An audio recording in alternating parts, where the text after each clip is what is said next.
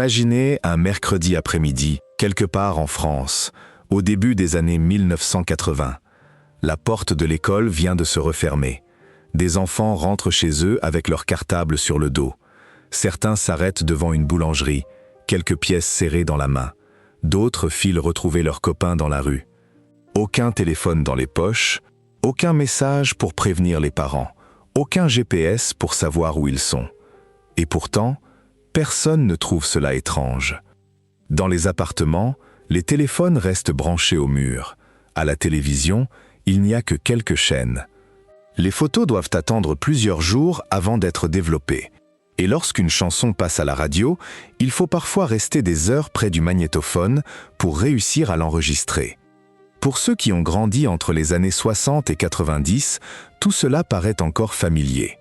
Mais pour les jeunes d'aujourd'hui, certaines de ces expériences sont presque impossibles à comprendre. Et vous allez voir qu'au-delà des objets disparus, quelque chose de beaucoup plus profond s'est peut-être perdu avec eux. Nous y reviendrons à la fin. Remontons d'abord le temps. Vous ouvrez les yeux un matin des années 70. Dans la cuisine, la radio diffuse les informations. Le café chauffe. Sur la table, il y a le journal du jour. On entend les voitures passer dans la rue, parfois une mobilette, parfois le bruit d'un camion de livraison. Pas d'écran qui s'allume dès le réveil. Pas de notification. Pas de dizaines de messages reçus pendant la nuit. Pour savoir ce qui s'est passé dans le monde, on écoute la radio, on lit le journal ou on attend le journal télévisé du soir. Aujourd'hui, une information peut traverser la planète en quelques secondes. À l'époque, il fallait attendre. Et cette attente faisait partie de la vie. Même appeler quelqu'un était complètement différent. Le téléphone était souvent installé dans l'entrée ou dans le salon. Toute la famille pouvait entendre qu'il sonnait. Quand quelqu'un appelait un adolescent, il fallait parfois passer par les parents. « Bonjour madame, est-ce que Philippe est là ?» Puis, on attendait. Et si Philippe n'était pas à la maison, impossible de lui envoyer un message. Il fallait rappeler plus tard. C'est difficile à imaginer aujourd'hui, mais pendant des décennies, on pouvait quitter sa maison et devenir réellement injoignable. Pas pendant 5 minutes, pendant plusieurs heures. Et personne ne paniquait. Mais ce n'est pas l'aspect le plus surprenant, car cette absence de téléphone portable changeait aussi la manière de se retrouver. On disait simplement « Rendez-vous devant la mairie à 15 heures » et à 15 heures, il fallait être là. Si votre ami avait 10 minutes de retard, vous attendiez. 15 minutes, 20 minutes. Et vous commenciez à regarder chaque silhouette au bout de la rue en vous demandant s'il allait arriver. Impossible d'écrire « Je suis là dans 2 minutes ». La patience n'était pas une qualité exceptionnelle, elle était obligatoire. Même chose pour les voyages. Aujourd'hui, quelques secondes suffisent pour calculer un itinéraire. Mais autrefois, avant de partir en vacances, on dépliait une immense carte routière. Elle occupait parfois presque tout le tableau de bord. Le conducteur demandait « On prend quelle sortie ?» Et la personne assise à côté essayait de retrouver une petite route au milieu d'une forêt de lignes rouges, jaunes et bleues. Évidemment, on se trompait parfois. On faisait demi-tour. On demandait son chemin à quelqu'un. Et bizarrement, ces petits détours devenaient souvent des souvenirs de vacances. Si vous aimez redécouvrir cette France d'autrefois, ses objets, ses habitudes et ces petits moments que plusieurs générations ont connus, pensez à vous abonner. Ici, nous faisons revivre des souvenirs que le temps est en train d'effacer. Et justement, certains souvenirs commencent déjà à sembler incroyables. Prenez la télévision. Dans beaucoup de familles, elle occupait une place presque cérémoniale. Dans les années 60 ou 70, on ne choisissait pas parmi des milliers de programmes. On regardait ce qui passait. Et lorsqu'une émission populaire commençait, les rues pouvaient sembler soudain plus calmes. Plus tard, dans les années 80 et 90, des générations entières ont grandi avec les dessins animés du mercredi, les émissions jeunesse, les variétés du samedi soir et les grands rendez-vous télévisés familiaux. Goldorak, Capitaine Flamme, Récré A2, le Club Dorothée et tant d'autres. Ce n'était pas seulement ce qui apparaissait sur l'écran qui comptait. C'était le fait de le regarder ensemble. Le lendemain, à l'école ou au travail, beaucoup de personnes avaient vu la même chose. Une émission devenait immédiatement un sujet de conversation nationale. Aujourd'hui, chacun peut regarder une série différente, sur un écran différent, à une heure différente. Nous n'avons jamais eu autant de choix. Mais nous regardons beaucoup moins souvent la même chose au même moment. La suite est encore plus étonnante. Imaginez entendre une chanson que vous adorez à la radio. Aujourd'hui, vous prenez votre téléphone, vous recherchez le titre et vous l'écoutez immédiatement. Dans les années 80, ce n'était pas aussi simple.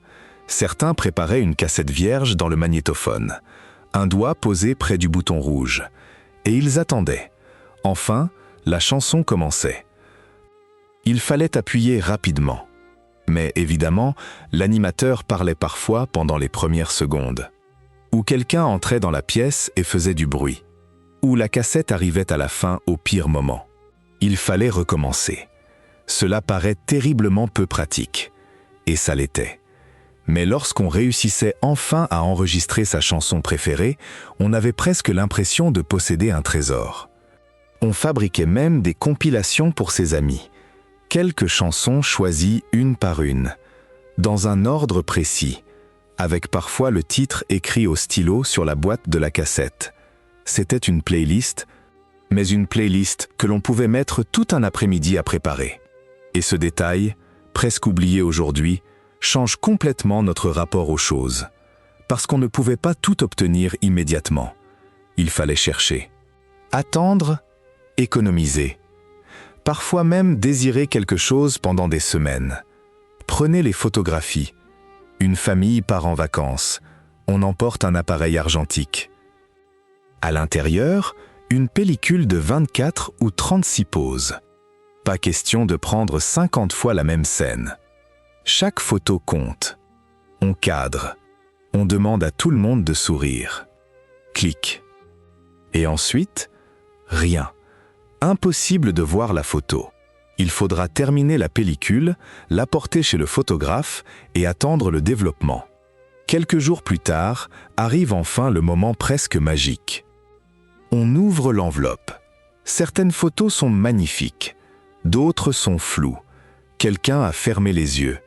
Un doigt apparaît parfois dans un coin de l'image.